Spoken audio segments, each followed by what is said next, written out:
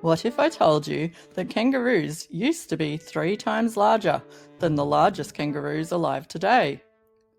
Or that Australia used to be home to a terrifying marsupial lion? Can you imagine a bin chicken that was over 2 meters tall? Believe it or not, these incredible gigantic animals once roamed in our very own backyard. Come with me on a prehistoric adventure to learn about these amazing creatures known as megafauna. We'll discover if they really existed, how we know, and what happened to them. Get ready for some mind-blowing facts about some of the biggest and coolest animals that ever walked the earth. So, what exactly is megafauna? Although it sounds complicated, the word mega means big, and fauna simply means animals. So the word megafauna simply means big animals. Megafauna is often defined as an animal that weighs over 100 pounds or around 45 kilograms. So while some animals like the giant wombat or the saber-toothed cat were on the smaller side of huge, they still fit within this megafauna category, even if they were smaller than most other megafauna. Such as the Columbian mammoth, which stood over 4 meters tall and weighed more than 2 school buses. To be able to join this VIP megafauna club, it is all about being bigger than a certain size and weight, and not about being the absolute biggest animal ever. Did these seemingly impossible giant animals really exist? The answer is a big, mega-sized yes. We know this because of some incredible clues left behind. The main way we know this is through paleontology, which is the scientific study of fossils. Fossils are the preserved remains or impressions of remains of ancient living things. Paleontologists have found giant bones, teeth, and even footprints all over the world. These fossils tell us a lot about what these animals looked like, how big they were, and even what they ate. One of the most amazing discoveries was finding a whole frozen woolly mammoth. The cold ice of Siberia acted like a giant freezer, preserving everything from its fur and skin to its stomach contents. This gave us a spectacular peek into the past, allowing us to know even what it ate for its last meal. Another clue can be found in ancient cave art. In many locations around the world, ancient humans drew pictures of giant animals, like woolly rhinos and giant cave bears, on the walls of their caves. It's like a prehistoric art gallery. These prehistoric art galleries are important, as this cave art shows us that humans and megafauna did coexist together on the planet at the same time. In Australia, evidence suggests that the first peoples of Australia coexisted with megafauna for at least 17,000 years, with some evidence suggesting an overlap of up to 40,000 years. So, were these humans and megafauna friends or foes? As shown by the evidence of the cave paintings, humans and megafauna definitely knew about each other. But did humans interact with megafauna in any way? The answer is yes, they certainly did, hunting the megafauna for both food and protection. We know this because scientists have found stone spear points next to and even lodged right in to the bones of megafauna such as woolly mammoths and mastodons.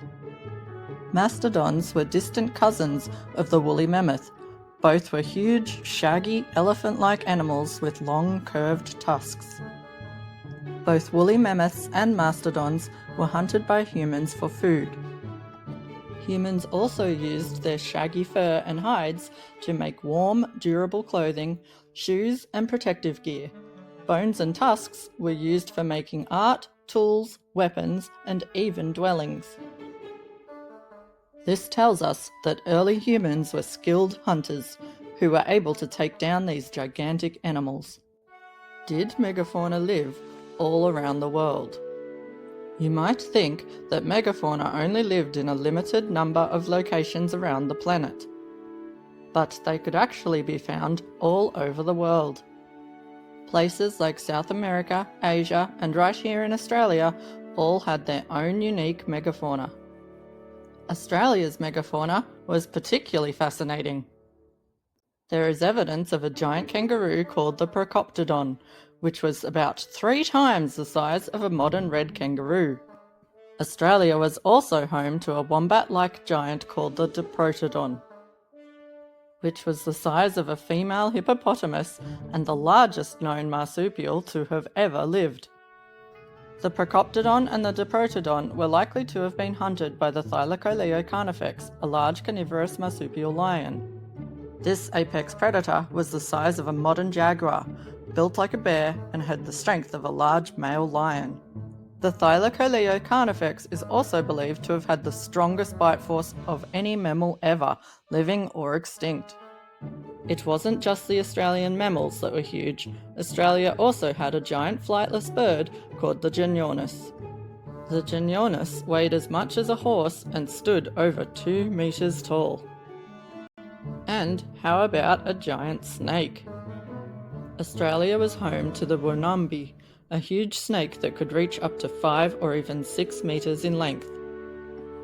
Its name comes from a word in one of the First Peoples' languages referring to the rainbow serpent, a significant ancestral being and creator figure in many Indigenous Australian cultures. And if a giant snake isn't scary enough, then there was the Megalania, a giant monitor lizard that belonged to the same family as today's Komodo dragons, but reached truly monstrous proportions. A Megalania could grow to be over 5 meters long. It was the largest land lizard to have ever lived and could have easily preyed upon the other Australian megafauna. Why are there no megafauna now? Well, actually, there are many animals that fit the criteria to be classified as megafauna that are living with us to this very day. Australia's modern representatives of the megafauna legacy include our kangaroos, emus, and the saltwater crocodile, all of which fit the definition of megafauna as being large-bodied animals typically over 45 kilograms. Most of the time, however, the term megafauna refers to the large animals that existed roughly 2.6 million to about 11,700 years ago during the Pleistocene time period, also known as the Ice Age, and the early part of the Holocene time period. There are many theories as to why much of the planet's original megafauna has long since become extinct. The most popular idea is that it was a combination of factors that led to their extinction. First, the climate changed. As the last ice age ended, the world got warmer. This was a big problem for animals like the woolly mammoth and the woolly rhino, who were perfectly adapted for cold, snowy environments. With the changing climate, food sources for many of the megafauna diminished or relocated, making it hard for them to find enough to eat. The second reason is that humans became very good at hunting. As humans spread across the globe, they hunted megafauna of all sizes, for food, clothing and shelters, fuel for their fires, and for protection from dangerous giant carnivores. With fewer animals left to reproduce, their populations got smaller and smaller until eventually they disappeared forever. It was like a perfect storm of climate change, hunting, and human expansion across the globe. So, there you have it, a peek into the amazing world of megafauna. They were big, they were everywhere, and their story is a fascinating puzzle that scientists are still putting together today. Thanks for watching and for joining me on this prehistoric megafauna animal adventure. If you enjoyed this video, don't forget to comment, like, share and subscribe for even more fascinating wildlife videos. Before you go, make sure to check the description below this video to find a link to get your free printed home Aussie Animals activity pack. Visit littleartimals.com.au and follow Little Artimals on socials for behind the scene peeks, educational art, tools, resources and much more.